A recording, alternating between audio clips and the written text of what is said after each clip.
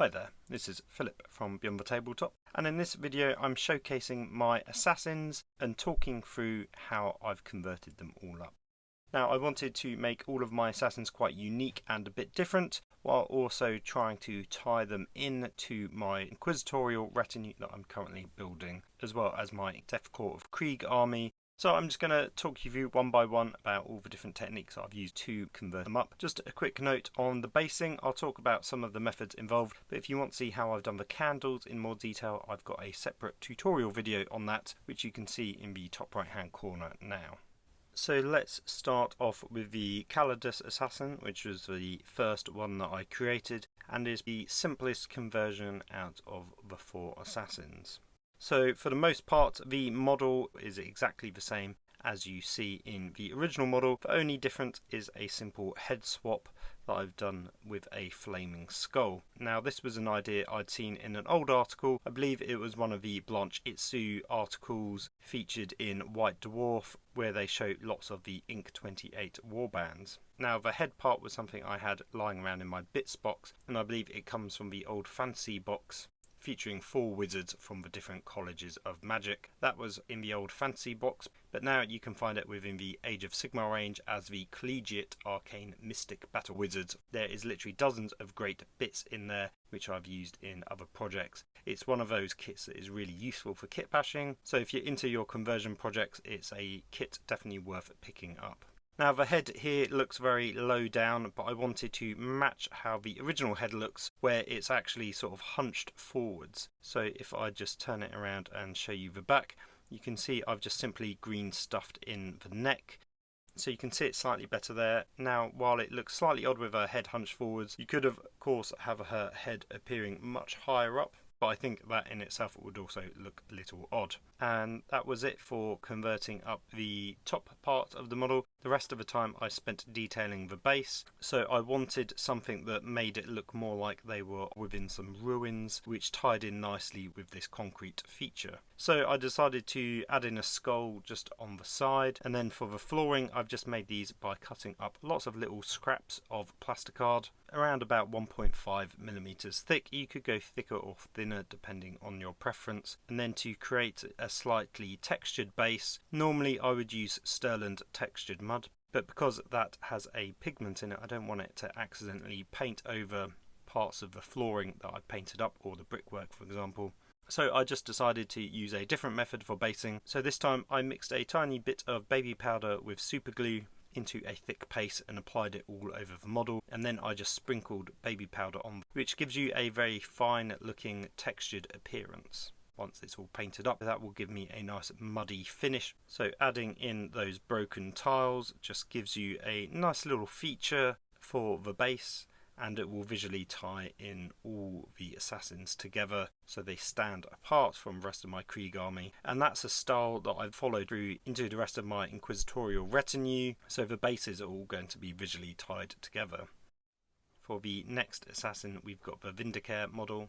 So like the last one, the majority of this one is a head swap, but I've done some extra detail and converted this head from scratch. The main base piece for the head is from the Eversor Necromunda range. There were some sort of venting detail which I filled in, and I filled this in with melted plastic. Now just briefly talking about this technique, I've got some Tamiya extra thin cement, and this is a very old pot that I've got that was mostly used up and had a small amount of plastic glue left in the bottom. I took a couple of spare clippings from my plastic sprue, so just offcuts of plastic, and I added it in here. Now the extra thin cement will slowly melt the plastic glue until you basically get a nice gloopy paste. Now as you can see, it is quite thick, but you can actually paint this and apply it to a model, and once the glue has evaporated you'll be left with a nice solid amount of plastic. And you can even see here this little strand of plastic is starting to set and go a bit hard.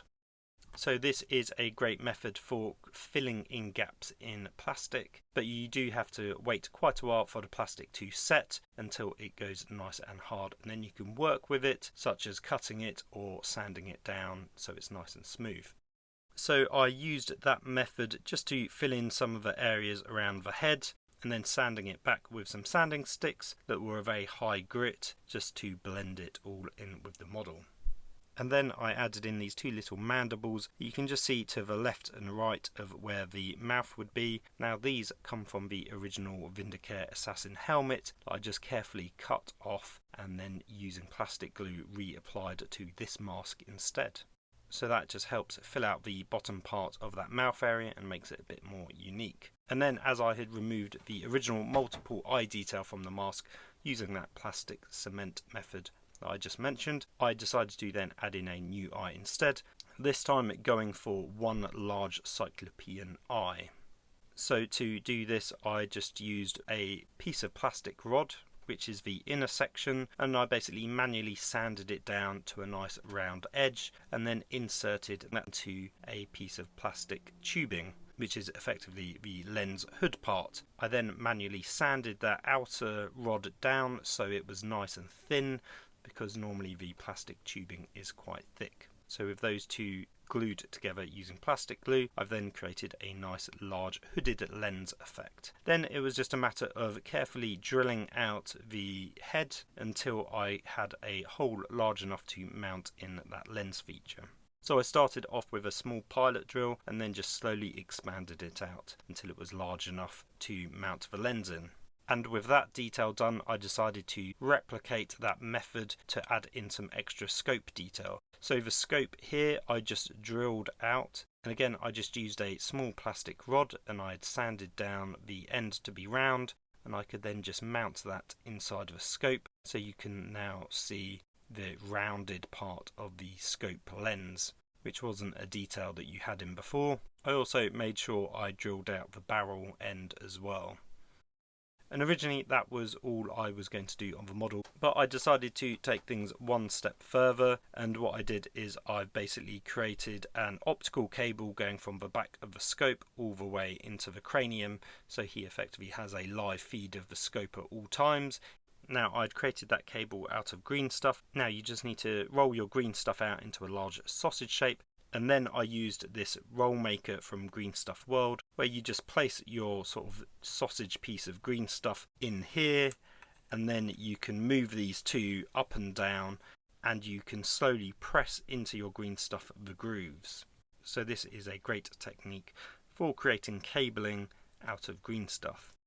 Now the green stuff roller has a bunch of different sizes. Now my favourite method is to use one of the larger sizes, which gives you some nice deep grooves, and then you flip it around and you actually roll that cable out a second time using the flat back of the roller, which then squishes those sharp details out into a slightly flatter effect, which gives you a bit more of a realistic cabling detail.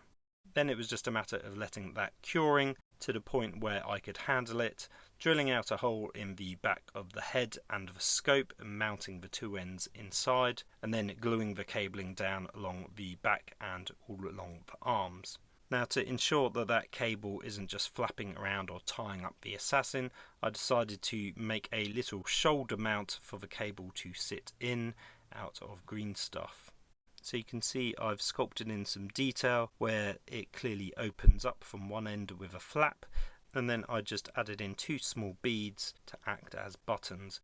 I just pressed that into the green stuff while it was still soft and curing, so I didn't have to worry about gluing them in place. It also hides the fact that they're spherical, and it just gives you two little buttons. Now these tiny beads come from a Brita water filter. If you crack open any water filter, you tend to find there's lots of charcoal bits, but there's also these tiny beads of various sizes, so you just need to sift out and find ones that suit the size that you need. Now this is a method that I've used in several videos now when I've talked about making rivets on tanks, but you can see here it applied to a figurine. So with the main model complete, it was then just a matter of working on the basing, using the original back piece again, adding in some skulls here, and then adding in some waxy candles as well as lots of dripping wax effect down on the skulls. And then on this side you can see some more candles and more of the stone detail and skulls at the front. Now what I've done is I've just pinned his feet down and drilled out the holes to mount him on. That's just so I can paint him up separately and I have ease of access painting up all of that back detail without worrying about this. And it also means I can just paint this up separately and then I can just drop him in like that once he's painted and I can glue him down.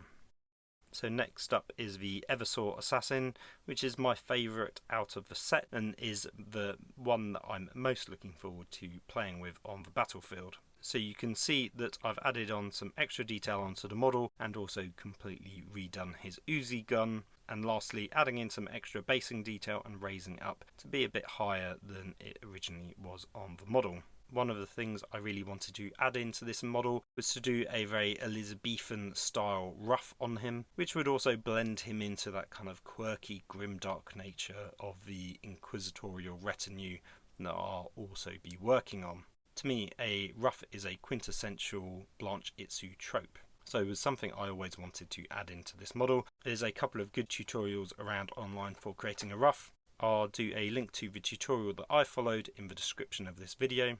I found that doing a mix of green stuff and milliput combined together helped quite a bit because it makes the putty much softer than normal, so it just makes it slightly easier when it comes to sculpting in that detail. Now, it's probably not the most perfect ruff that I could do, and in the tutorial it suggests making the ruff without the head on first, but actually I found it was easier to add in the head and then do a sausage of green stuff and milliput all the way around and sculpt it all in place, so I knew what I was working with. Now, as a first attempt, I think the ruff works really well, and I'm looking forward to seeing how it looks on the finished model once it's all painted up.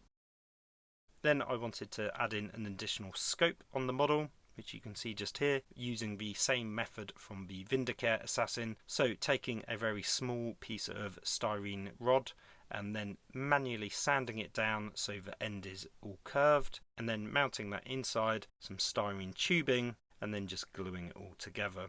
And then if needed, I can manually sand down the outside of that tubing to get it extra thin. Then I wanted to change the look of his bolter needle pistol that he has, because it just looked too big and a bit unrealistic. Now, while that suits the kind of heroic scale of 40k, I wanted this to look a lot more realistic. Now, there's a fantastic blog called Between the Bolter and Me, and I stumbled across his Eversaw Assassin conversion where he made it look more like an Uzi, and I used a lot of that as an inspiration. Now, the base part of the gun is from the Adeptus Mechanicus Scutari Infiltrators, which has this really nice Baroque detailing on the gun, which I wanted. So I had to cut away a lot of elements, such as the drum mag that appeared at the very front. The hand is still the assassin's hand, and I just cut away the old gun at the top and bottom position, adding in the top part of the Sicaran gun, and re-adding in the Sicaran ammo clip to the bottom of that hand, which still features some of the original pistol just there.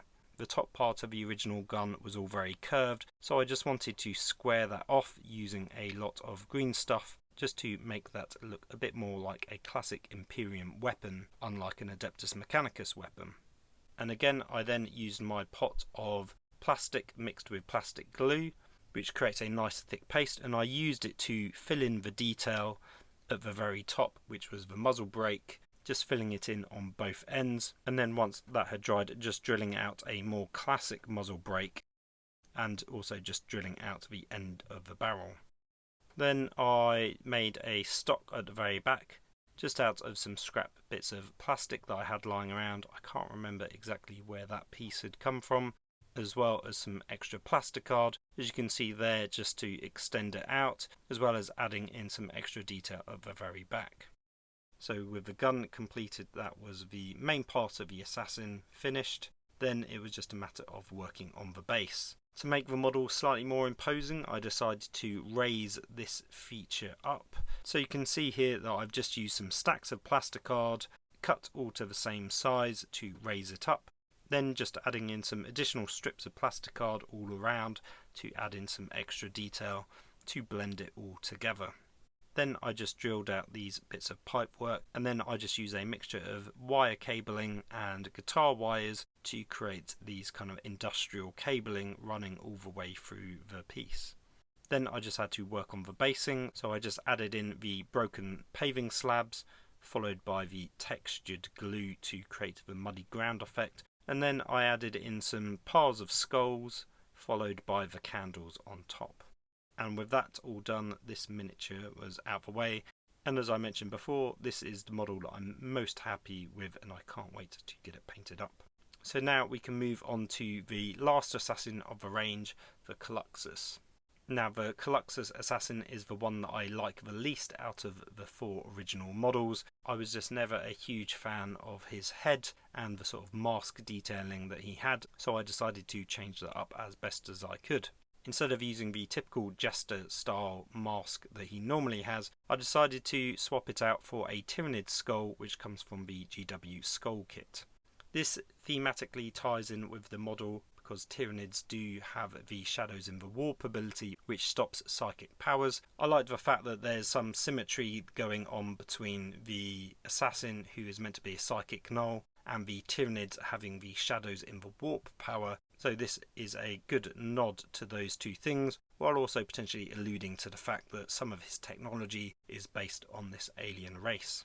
I then decided to add in some extra detail just to the skull there, just drilling out and adding in a few bits of plastic rod, and then I wanted to further amplify that design. If we just look on the back, you can see that he's got all of these antennae poking out, so I wanted to emphasize that along his whole body, which you can see here. He's got a lot of circular plugs on his suit, so I just drilled those out and mounted in some plastic rod that I had filed down to a nice curved feature and just glued that in place using plastic glue. So I used some smaller styrene rod along the very top of the model, and then I used some larger pieces on his legs at the back. And this I actually did 2 parts to it. So the very first part I made a small plastic disc using a punch and die set. You can of course just use a much larger rod and cut a very thin slice out of it, but it's not the most accurate method. And then once that had glued in place, I could drill out that hole and mount in that larger rod. So now he not only has these larger antennae amplifying that psychic null ability on his helmet, he also has it painfully all dotted around on his body. So adding in those plugs was just a nice way to visually emphasize the story and the character of the model without having to go too crazy in terms of the conversion process. And again, on the basing, I've done that same method before, adding in those plastic pieces for the stonework and then adding in a few candles as well as a few skulls to tie all the bases together.